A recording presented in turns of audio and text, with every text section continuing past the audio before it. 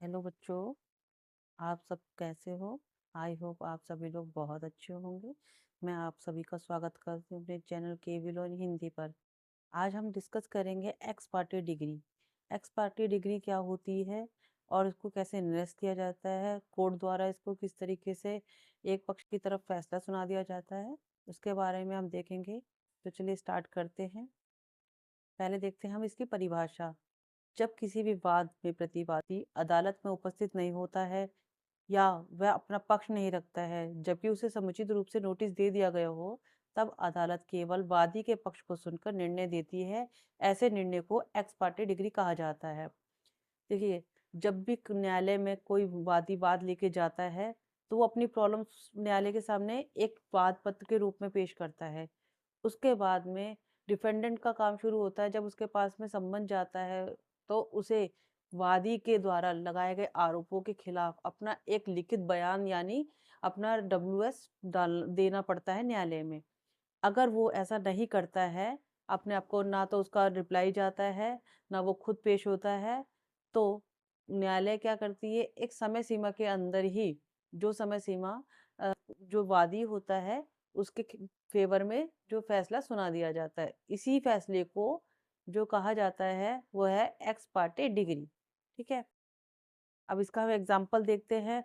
मान लीजिए एक व्यक्ति है, उसने अपने पैसे की वसूली के लिए मुकदमा दायर किया। ठीक है, अदालत में प्रतिवादी को नोटिस भेजा, परंतु वह ना तो अदालत में उपस्थित हुआ ना ही उसने कोई लिखित बयान दाखिल किया। अब तब अदालत क्या करेगी? तब अदालत केवल वादी के साक्ष्यों के आधार पर ही निर्णय दे देगी। यही निर्णय एक्स पार्टी डिग्री कहलाता है।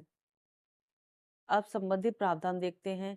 तो ये जो प्रावधान है ये है ऑर्डर 9 रूल 6 यानी सीपीसी के अंदर जो ऑर्डर 9 और रूल 6 के अंतर्गत दिया गया है, वो ये नियम बताता है कि यदि प्रतिवादी उपस्थित नहीं होता है न्यायालय में और न्यायालय न्यायालय को ना ही लिखित पत्र देता है, तब न्यायालय वादी के पक्ष में ही फैसला सुना देती है।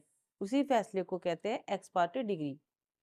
इसके ये शॉर्ट नोट में भी आ जाता है, 4 नंबर में भी।